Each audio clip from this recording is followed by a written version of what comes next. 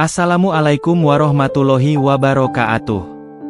Salam bahagia selalu buat sahabat channel mirisnya kehidupan zaman sekarang.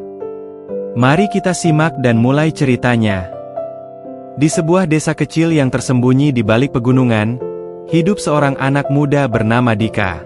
Desa itu, yang jauh dari keramaian kota, memiliki kehidupan yang sederhana, namun penuh dengan tantangan.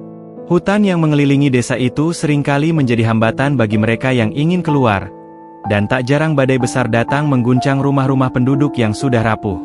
Di tengah semua itu, Dika, seorang anak muda berusia 23 tahun, telah memutuskan untuk merantau demi membantu keluarganya yang hidup dalam keterbatasan. Sejak kecil, Dika telah merasakan kerasnya kehidupan di desa.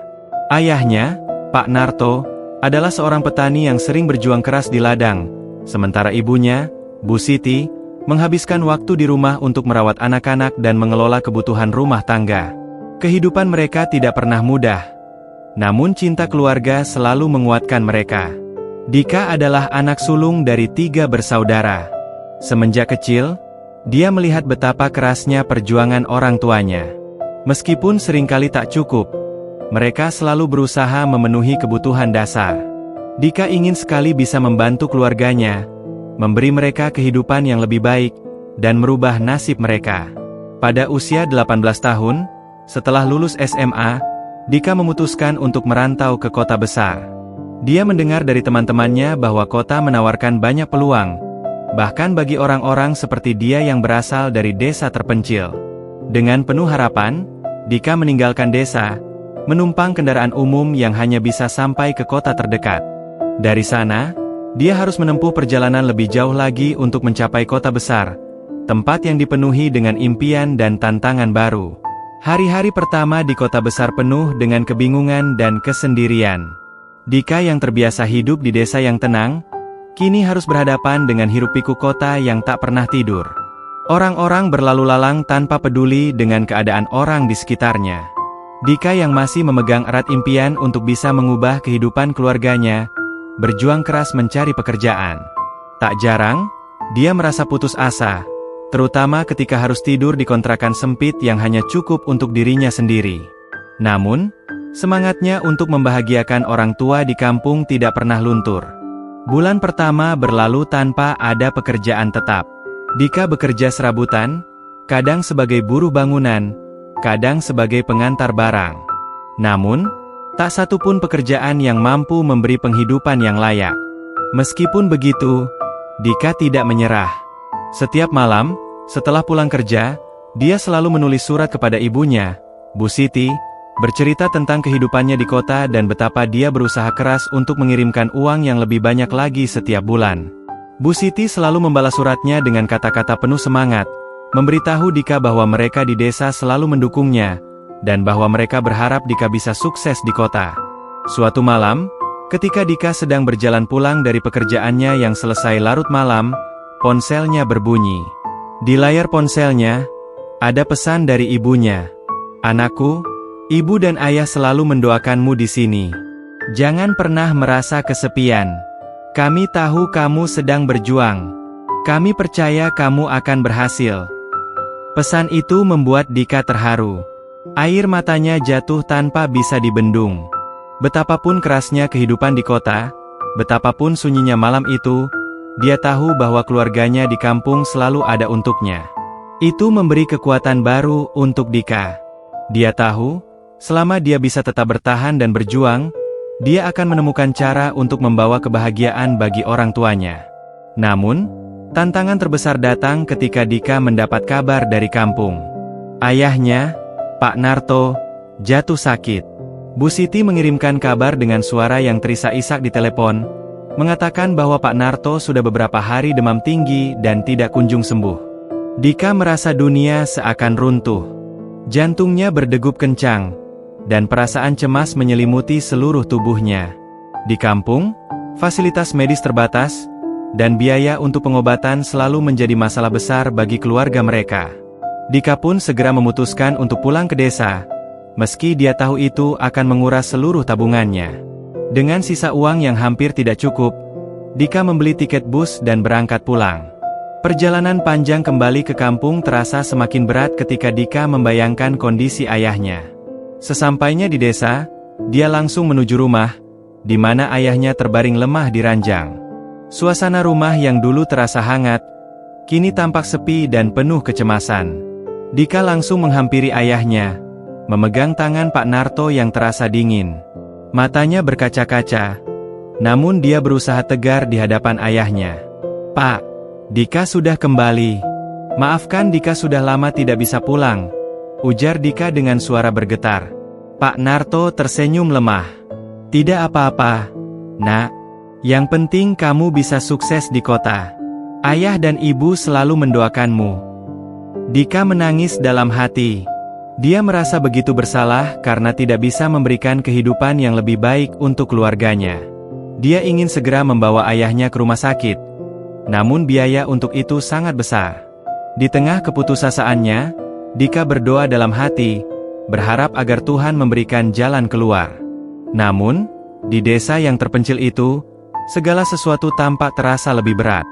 Meskipun begitu, Dika tahu bahwa keluarganya sangat bergantung padanya, dan dia harus kuat demi mereka. Malam itu, setelah seharian bekerja keras untuk mendapatkan uang demi biaya pengobatan ayahnya, Dika duduk di depan rumah, menatap langit yang dipenuhi bintang. "Ya Tuhan, berikan aku kekuatan untuk bisa membahagiakan mereka.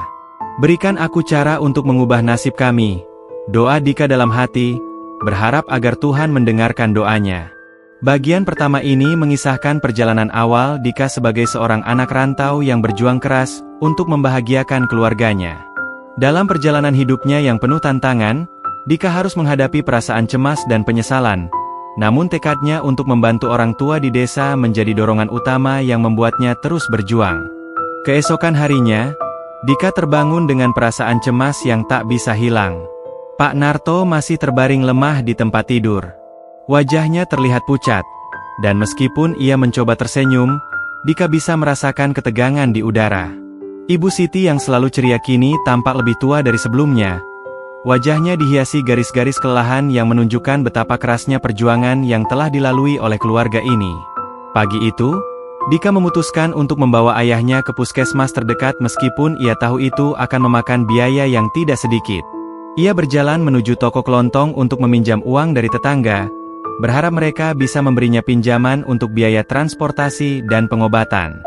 Beberapa tetangga dengan senang hati memberinya uang, tetapi ada juga yang dengan penuh penolakan, menilai Dika sudah jauh lama tidak pulang dan tidak membawa hasil yang diharapkan. Terkadang, semakin dalam seseorang menginjakkan kaki di dunia yang lebih luas, semakin sulit untuk menjaga hubungan yang kuat dengan mereka yang tertinggal di desa. Setelah meminjam cukup uang, Dika bersama ibu dan beberapa tetangga yang membantunya membawa ayahnya ke puskesmas. Namun, kenyataan pahit kembali datang. Petugas medis yang memeriksa Pak Narto mengatakan bahwa penyakit ayahnya sudah cukup parah dan membutuhkan perawatan intensif yang hanya bisa dilakukan di rumah sakit kota.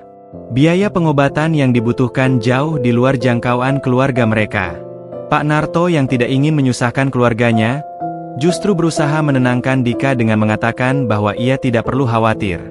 Namun, Dika tahu bahwa keputusan untuk tidak mendapatkan perawatan lebih baik berarti merelakan harapan untuk kesembuhan ayahnya. Dika kembali merasa terpukul, namun tidak ingin menyerah begitu saja. Saat mereka kembali ke rumah, Dika terdiam di kamar, memikirkan apa yang bisa dia lakukan untuk membantu ayahnya. Dalam hatinya, ia merasa bertanggung jawab penuh atas keadaan ini. Jika saja dia bisa lebih cepat mendapatkan pekerjaan yang baik di kota, jika saja ia bisa mengirimkan lebih banyak uang ke rumah, mungkin keadaan ayahnya tidak akan seburuk ini. Tidak lama setelah itu, Dika mendapat pesan dari seorang teman lama yang tinggal di kota besar. Temannya memberitahunya bahwa ada peluang untuk bekerja di sebuah perusahaan konstruksi besar yang sedang membutuhkan banyak pekerja. Meskipun itu adalah pekerjaan berat yang harus dilakukan dengan penuh fisik, Dika merasa bahwa ini adalah kesempatan yang tak boleh dilewatkan. Bahkan jika itu berarti harus jauh lebih lama meninggalkan keluarganya dan bekerja tanpa henti, Dika tahu dia harus mencoba. Dika menulis surat kepada ibunya, memberitahunya bahwa ia mendapatkan kesempatan kerja yang sangat bagus di kota besar, namun ia harus pergi secepatnya. Dika berjanji bahwa uang yang dia kumpulkan nanti akan dikirimkan langsung ke desa untuk biaya pengobatan ayahnya. Bu Siti membalas dengan penuh harap, mengatakan bahwa ia mendukung keputusan Dika dan berharap agar Dika sukses di kota besar. Namun, jauh di dalam hatinya, Dika merasa tak tenang. Betapapun dia berusaha untuk tetap tegar dan optimis, perasaan cemas dan takut kehilangan orang yang paling berharga dalam hidupnya tidak bisa hilang begitu saja. Dika merasa terperangkap dalam dilema yang sulit. Ia ingin terus berjuang untuk membahagiakan keluarganya, tetapi pada saat yang sama, ia juga merasa bahwa hidupnya di kota besar semakin jauh dari kehidupan yang dulu ia kenal di desa. Sesampainya di kota besar, Dika mulai bekerja di proyek konstruksi. Pekerjaan itu sangat melelahkan, tetapi Dika merasa bahwa ia harus kuat demi keluarganya. Setiap pagi ia bangun lebih awal dan bekerja hingga larut malam. Tubuhnya terasa lelah, namun ia selalu mengingat kata-kata ibunya yang memberi semangat. Setiap kali ia merasa putus asa, ia membayangkan wajah ibunya yang penuh harapan, dan itu memberinya kekuatan untuk terus maju. Di malam hari, setelah selesai bekerja, Dika duduk di pojok kontrakannya yang sempit, menulis surat untuk ibunya. Dalam surat itu, ia menceritakan bagaimana pekerjaan baru itu sangat berat, tetapi ia tidak akan menyerah. Ia berjanji akan mengirimkan uang untuk biaya pengobatan ayahnya, dan berjanji bahwa suatu hari nanti, hidup mereka akan lebih baik. Namun, meskipun Dika bekerja keras, kenyataan tetap saja datang dengan cara yang tak terduga. Pak Narto semakin sakit, dan Bu Siti semakin cemas. Mereka berdua merasa terjepit oleh keterbatasan yang ada, dan semakin lama semakin sulit untuk bertahan hidup di desa tanpa penghasilan tetap. Di sisi lain, Dika yang terus bekerja keras di kota mulai merasa terisolasi. Setiap hari ia merasa semakin jauh dari keluarganya. Meskipun ia mengirimkan uang setiap bulan, ia tahu bahwa itu belum cukup untuk mengubah keadaan mereka. Suatu hari, Dika menerima telepon dari Bu Siti yang memberitahunya bahwa Pak Narto semakin parah kondisinya. Bu Siti dengan suara yang hampir putus-putus memberitahukan Dika bahwa mereka terpaksa meminjam uang dari tetangga untuk membeli obat. Dika merasa sangat tersentuh dan tidak tahu harus berbuat apa. Ia merasa sudah memberikan segalanya, namun itu masih belum cukup. Di tengah kekacauan itu, Dika mendapat sebuah tawaran pekerjaan baru dari perusahaan yang menghubunginya. Pekerjaan itu lebih menguntungkan, tetapi juga mengharuskan Dika untuk tinggal lebih lama di kota, jauh dari keluarganya. Dika pun bingung, harus memilih antara mengambil pekerjaan itu untuk masa depan keluarganya, atau pulang dan merawat ayahnya yang sedang sekarat. Dika tak tahu harus berbuat apa. Keputusannya akan menentukan hidup mereka, dan dia hanya berharap agar ia bisa memberikan yang terbaik untuk orang-orang yang ia cintai. Apakah ia akan tetap di kota dan mengejar impian atau kembali ke desa untuk menjaga keluarga dan memberikan harapan baru? Itulah pertanyaan yang terus menggerogoti pikirannya setiap hari. Dika duduk termenung di sudut kamar kontrakannya, menatap layar ponsel yang menampilkan foto ayahnya yang sedang tersenyum di halaman rumah. Foto yang diambil beberapa tahun lalu, sebelum segala sesuatunya mulai terasa sulit. Mata Dika berkaca-kaca, dan hatinya terasa sangat berat. Setiap pesan dari ibunya semakin membuatnya merasa terhimpit oleh tanggung jawab yang tidak bisa ia lupakan. Sebuah perasaan yang seakan mengikat dirinya pada keluarga yang begitu membutuhkan. Namun di sisi lain, karir dan kesempatan di kota besar semakin menanti. Dika memutuskan untuk menelepon ibunya lagi. Ketika suara Bu Siti terdengar di ujung telepon, Dika berusaha menahan tangisnya. "Ibu, bagaimana kabar ayah?" tanya Dika dengan suara yang tertahan. "Ayah semakin lemah, Dik. Obat-obatannya hanya sedikit membantu, tapi tetap saja, tubuh ayah tak kunjung pulih. Kami sudah kesana kemari, tetapi pengobatannya terbatas," jawab Bu Siti dengan suara yang penuh kelelahan. Dika terdiam, seakan merasakan sakit yang sama. Ia bisa membayangkan bagaimana ibu dan ayahnya berjuang tanpa pernah mengeluh. "Dik, kamu jangan terlalu memikirkan kami di sini. Kami baik-baik saja. Kamu harus terus berjuang di sana, untuk masa depanmu, untuk masa depan keluarga kita. Ayah dan ibu selalu mendukungmu," tambah Bu Siti dengan nada yang lembut, berusaha menenangkan Dika meskipun suaranya tak bisa menyembunyikan keprihatinan. Apakah ayah masih bisa tersenyum? Bu? Apakah dia tahu bahwa saya berusaha keras untuk mereka? Tanya Dika. Suara getar tak bisa disembunyikan. Bu Siti terdiam sejenak, lalu menjawab pelan. Ayah tahu, Dik. Setiap kali dia melihat surat-suratmu, dia selalu bilang kalau dia bangga memiliki anak seperti kamu. Dika menutup matanya, berusaha menahan air mata yang hendak jatuh. Di satu sisi, Dika ingin sekali pulang untuk merawat ayahnya. Namun di sisi lain, ia tahu bahwa jika ia pulang tanpa membawa perubahan apapun, keadaan keluarga mereka tidak akan berubah. Bahkan, ia semakin menyadari bahwa tidak ada yang bisa ia lakukan jika ia tidak bertahan dan berjuang di kota besar. Ibu, saya akan bertahan di sini.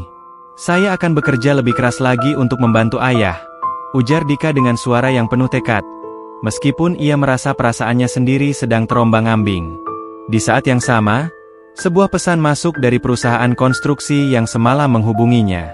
Mereka memberi kabar bahwa Dika diterima untuk posisi manajer proyek di sebuah pembangunan besar yang akan dimulai dalam beberapa minggu. Gaji yang ditawarkan cukup besar, tetapi pekerjaan ini juga mengharuskan Dika untuk terpisah lebih lama dari keluarganya. Jarak yang semakin jauh, dan beban yang semakin berat. Dika merenung lama, menatap pesan itu. Ia tahu bahwa ini adalah kesempatan besar, tetapi ia juga merasa terjepit oleh kewajiban moralnya terhadap keluarga. Tanpa sadar, ia membuka foto-foto lama keluarganya, wajah-wajah yang selama ini ia rindukan. Seiring dengan bertambahnya waktu, Dika merasa semakin jauh dari mereka. Ada saat-saat ketika ia merasa cemas apakah ia masih mampu memenuhi harapan orang tuanya. Namun, rasa cintanya yang begitu dalam kepada mereka tidak pernah berubah. Beberapa hari kemudian, Dika memutuskan untuk kembali ke desa, meskipun ia tahu itu berarti meninggalkan peluang besar di kota. Ia ingin melihat ayahnya dengan mata kepalanya sendiri, memastikan bahwa keluarganya tahu betapa besar usaha yang telah ia lakukan. Meski ia tahu bahwa ia belum bisa memberi kehidupan yang layak, Dika ingin menunjukkan bahwa ia tidak akan menyerah begitu saja. Setibanya di desa, Dika langsung menuju rumah. Ia mendapati ayahnya terbaring lemah, lebih kurus dan pucat dari sebelumnya. Namun, ketika Pak Narto melihat Dika datang, senyuman kecil terbit di wajahnya. "Dik, kamu datang. Ayah senang melihatmu," ucap Pak Narto dengan suara yang nyaris tak terdengar. Dika menahan air mata. Ia duduk di samping ayahnya, memegang tangan Pak Narto yang dingin. Tidak ada kata-kata yang bisa mengungkapkan perasaan Dika saat itu. Ia merasa bersalah karena baru bisa kembali setelah begitu lama, dan lebih merasa terpukul dengan kenyataan bahwa ayahnya semakin lemah. "Ibu, bagaimana keadaan ayah? Apa yang bisa saya lakukan?" tanya Dika kepada ibunya yang duduk di samping ranjang. Bu Siti dengan lembut menjawab, "Kami sudah berusaha, Dik. Tapi, sepertinya waktu sudah tidak berpihak pada kita. Kami hanya bisa berdoa." Dika merasa tak kuasa. Ia sudah berjuang keras di kota. Namun semua itu tampak sia-sia ketika melihat kondisi ayahnya yang semakin memburuk. Dalam hatinya, Dika merasa seperti kehilangan arah. Ia ingin pulang dan tetap di desa, menjaga keluarganya. Tetapi ia juga tahu bahwa jika ia tidak bisa memberi mereka penghidupan yang lebih baik, apa gunanya? Di malam itu, Dika berdoa dengan penuh keputusasaan. Ia meminta kekuatan kepada Tuhan untuk menunjukkan jalan terbaik, agar ia bisa memberikan yang terbaik untuk keluarga. Dika menyadari bahwa meskipun ia jauh di kota, ia tidak pernah bisa melepaskan ikatan dengan keluarganya. Bahkan jika ia harus merantau jauh, Dika berjanji akan terus berjuang demi mereka. Pagi hari berikutnya, Dika berdiri di depan rumah, melihat ke hutan yang menjadi latar belakang kehidupan mereka. Hutan itu selalu hadir dalam setiap perjalanan hidupnya, seakan menjadi simbol dari kehidupan yang penuh dengan rintangan. Namun, Dika tahu bahwa apapun yang terjadi, ia tidak akan pernah meninggalkan mereka. Hari-hari berlalu dengan keheningan, dan Pak Narto akhirnya menyerah pada takdir. Pada suatu pagi, Dika duduk di samping ayahnya yang sudah tak berdaya lagi, mendengar suara terakhir dari Pak Narto. Dengan air mata yang mengalir, Dika berjanji bahwa segala perjuangannya di kota tidak akan sia-sia. Ia akan selalu mengingat ayahnya yang telah mengajarkannya tentang arti perjuangan, meskipun dunia ini terkadang tidak adil. Dengan hati yang berat, Dika harus kembali ke kota. Namun, ia tahu bahwa hidup harus terus berjalan. Kehilangan ini akan menjadi bagian dari perjalanan panjangnya untuk bisa mengubah nasib keluarganya, dan ia tidak akan berhenti berjuang. Sebuah harapan yang kini menguat dalam dirinya, bahwa suatu hari nanti ia akan membawa perubahan bagi desa yang telah membesarkannya. Dika berjalan dengan langkah yang berat, melewati jalan setapak yang familiar, namun kini terasa asing. Udara pagi yang sejuk menyentuh wajahnya, namun tidak bisa menghapus perasaan hampa yang kini menguasai hatinya. Setelah ayahnya, Pak Narto, meninggal dunia, Dika merasa dunia yang dulu penuh warna kini menjadi gelap. Ia memandang ke depan, menatap perbukitan yang mengelilingi desa, tempat di mana ia tumbuh besar. Setiap sudut desa menyimpan kenangan tentang ayahnya, tentang ibunya, tentang perjuangan mereka yang tak pernah berhenti. Kehilangan itu mengubah segalanya bagi Dika. Dalam sekejap, ia menyadari bahwa hidup tidak selalu memberikan apa yang kita harapkan, dan kadang-kadang kita harus merelakan hal-hal yang paling kita cintai. Dika memutuskan untuk melanjutkan hidup, meski dengan hati yang terluka. Ia tahu, meskipun ayahnya sudah tiada, ia harus terus berjuang. Saat Dika kembali ke kota, ia merasa ada sesuatu yang berubah dalam dirinya. Kehilangan ayahnya memberi Dika perspektif baru tentang hidup dan perjuangan. Tidak hanya untuk dirinya sendiri, tetapi juga untuk orang-orang yang ia cintai. Meski ia tahu bahwa ayahnya tidak bisa melihatnya sukses, Dika bertekad untuk melanjutkan perjuangannya. Ia berjanji pada dirinya sendiri bahwa ia akan membangun masa depan yang lebih baik, tidak hanya untuk dirinya, tetapi juga untuk ibu dan adik-adiknya di kampung. Pekerjaan baru di perusahaan konstruksi yang ditawarkan sebelumnya kini menjadi satu-satunya harapan bagi Dika. Proyek besar yang ia kerjakan sangat menuntut, tetapi gaji yang dijanjikan membuatnya semakin bersemangat. Ia ingin sekali mengirimkan lebih banyak uang ke kampung, membantu ibunya dan adik-adiknya agar mereka tidak lagi hidup dalam kesulitan. Namun, meskipun Dika bekerja lebih keras dari sebelumnya, perasaan kesepian selalu menyelimutinya. Meskipun ia sering berhubungan dengan ibunya melalui telepon, ada kalanya ia merasa bahwa dirinya semakin jauh dari kampung halamannya. Kota besar yang penuh dengan kesibukan, kemajuan, dan impian ternyata juga mengundang rasa hampa yang sulit dijelaskan. Dika merasa terasing, seolah-olah ia hidup di dua dunia yang berbeda, satu di kampung yang penuh kenangan dan satu lagi di kota besar yang penuh dengan peluang namun juga kesendirian. Hari demi hari, Dika semakin sibuk dengan pekerjaannya. Namun, setiap malam, setelah semua pekerjaan selesai, ia duduk di sudut kontrakannya, menulis surat untuk ibunya, bercerita tentang hidupnya di kota, tentang proyek yang tengah dikerjakannya, dan tentang betapa ia merindukan keluarga. Kadang-kadang, ia merasa tidak ada yang lebih penting daripada bisa segera pulang dan menghabiskan waktu bersama ibunya, namun ia tahu bahwa itu tidak bisa terjadi sekarang. Pada suatu malam, setelah bekerja lembur, Dika merasa sangat lelah. Ia terbaring di tempat tidurnya, menatap langit-langit kamar kontrakan yang gelap. Pikiran tentang ayahnya, tentang ibu, dan tentang kampung halaman datang silih berganti. Tanpa sadar, air mata Dika jatuh, menetes di bantal. Ia merasa kehilangan yang begitu dalam. Semua usaha dan perjuangan di kota besar tampak sia-sia jika ia tidak bisa membahagiakan orang yang paling berarti dalam hidupnya. Ia merindukan masa-masa bersama keluarganya, masa-masa yang sederhana namun penuh kebahagiaan. Namun, dalam kesendirian itu, Dika merasakan sesuatu yang lain. Sebuah kekuatan yang tidak bisa dijelaskan, namun sangat nyata. Ayahnya mungkin sudah pergi, tetapi nilai-nilai yang diajarkan oleh Pak Narto tentang kerja keras, tentang tanggung jawab, dan tentang berjuang demi keluarga, tetap hidup dalam dirinya. Dika tahu bahwa ia harus meneruskan perjuangan itu. Ia tidak boleh berhenti hanya karena kehilangan. Sebaliknya, ia harus berjuang lebih keras, karena itu adalah cara terbaik untuk menghormati ayahnya. Pekerjaan di perusahaan konstruksi semakin berat. Dika dipromosikan menjadi manajer proyek, yang berarti lebih banyak tanggung jawab dan tekanan. Ia harus memastikan semua proyek berjalan lancar, Meskipun ia sering merasa terjepit antara tugas pekerjaan dan rindu yang tak kunjung hilang. Namun, setiap kali ia merasa lelah dan ingin menyerah, ia teringat pada ibu dan adik-adiknya di kampung. Ia teringat pada ayahnya yang selalu mengingatkan bahwa hidup ini penuh perjuangan, dan hanya dengan tekad yang kuat seseorang bisa keluar dari kesulitan. Dika memutuskan untuk tidak hanya fokus pada pekerjaan, tetapi juga mencari cara untuk memberi dampak lebih besar pada keluarganya. Ia mulai memikirkan ide untuk membuka usaha yang bisa membantu perekonomian keluarganya di desa. Ia ingin membuka sebuah toko atau usaha kecil yang bisa memberdayakan masyarakat di sekitar kampung.